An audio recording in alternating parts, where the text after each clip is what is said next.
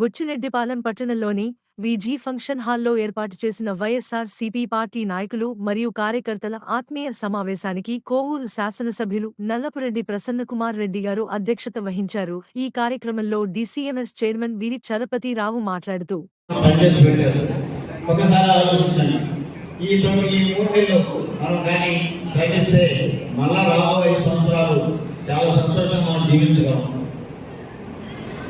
కొత్త వాళ్ళు వస్తా ఉన్నారు. మరి ఎలక్షన్ దగ్గర పడ్డది కాబట్టి కడప వాళ్ళు ఇంకా పలానా వాళ్ళు ఎమ్మెల్యే అభ్యర్థులు కూడా ప్రకటించాల ఇంకా కన్ఫ్యూజన్ ఉన్నాడు. అయినను మేమే ఎమ్మెల్యేలు, మేమే ఇక్కడ గెలుస్తాం, గతంలో కన్నా మంచి చేస్తాం, గతంలో చేయలేకపోయి కూడా మనం కలిసి చేస్తామంటారు. మీకు తెలుసు గత ప్రభుత్వం 600 వాగ్దానాలు చేసి కనీసం మహిళలు ఏ విధంగా నడుట్లో వదిలేసినటువంటి చంద్రబాబు నాయుడు గారు చూడండి. 9 వాగ్దానాలు చేసి 31 పెంచి మహిళలకు ఏం కావాలన్నటువంటి సమకూర్చినటువంటి జగన్మోహన్ రెడ్డి ఒకసారి చూడండి. ఈ రెండు పేరు చేసుకోండి, ఎవరైనా చెప్పాల్సిన అవసరం లేదు.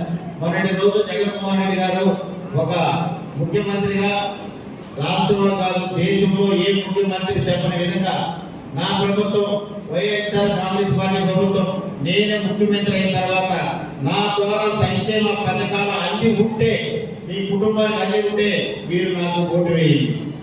అంత నిజాయితీగా ఏ ముఖ్యమంత్రి పార్టీలకు అతీతంగా, మతాలకు అతీతంగా, కులాలకు అతీతంగా నా ద్వారా ఈ ప్రభుత్వం ద్వారా మీ కుటుంబానికి లబ్ధి చేకూరుంటే నా గురించి ఆలోచించి ఓటు వేయండి అన్నాడు. అది ఒకటి సార్లు ఆలోచించండి. అటువంటి పరిస్థితి ఏదైనా అవతల పార్టీ వాళ్ళు నాయకులు చెప్పగలరా? ఒక సంక్షేమ కార్యక్రమం ఏమన్నా వాళ్ళు పలాంటి ఈరోజు ఫీజు రియంబర్స్మెంట్ లేదా ఆరోగ్యశ్రీ లేదా ఉచిత కనంటే రాజశేఖర్ అనుకుంటాడు.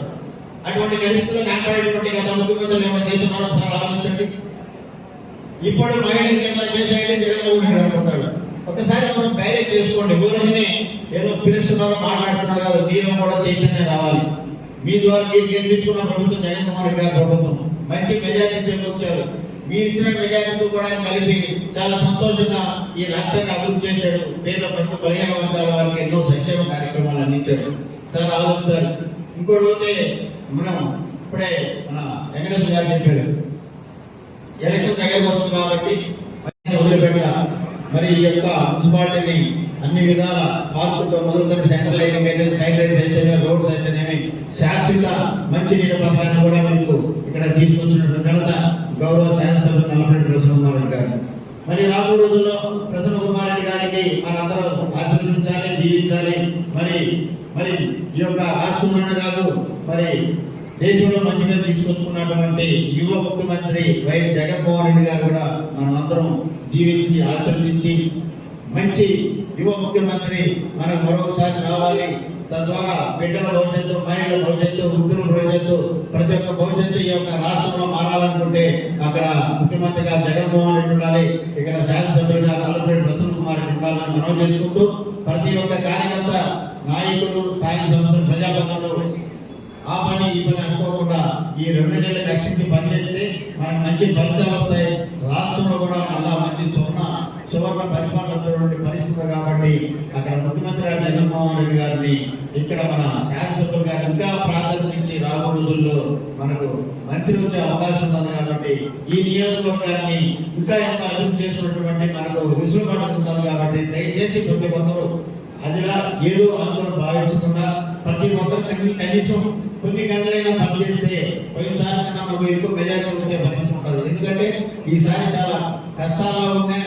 మరి కోవిడ్ సంభవించిన, వరదలు వచ్చినా కానీ ఇష్టంగా పనిచేసి నియోజకవర్గంలో ఉన్నటువంటి ప్రతి ఒక్క కుటుంబాన్ని తట్టి కుటుంబంలో ఉన్నటువంటి బాధలైతే సమస్యలు కనుక్కొని ప్రభుత్వ పరంగా ఏం చేయగలదో చేశారు, తన ఏం చేయగలదో చేసి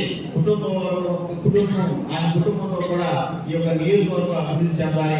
నియోజకవర్గం అభివృద్ధి తన కుటుంబంగా ఒక మంచి కార్యక్రమాన్ని శ్రీకారం చుట్టి మీ అందరితో కలిసి ఈ యొక్క విస్తృత సమావేశంలో మమ్మల్ని కూడా పాల్గొనేటువంటి అవకాశం కల్పించినటువంటి వేదిక పెద్దలంటే ప్రత్యేక ధన్యవాదాలు తెలుపుకుంటూ మరొకసారి సెలవు తీసుకుంటూ ఉన్నాను. జై హింద్, జై జగన్.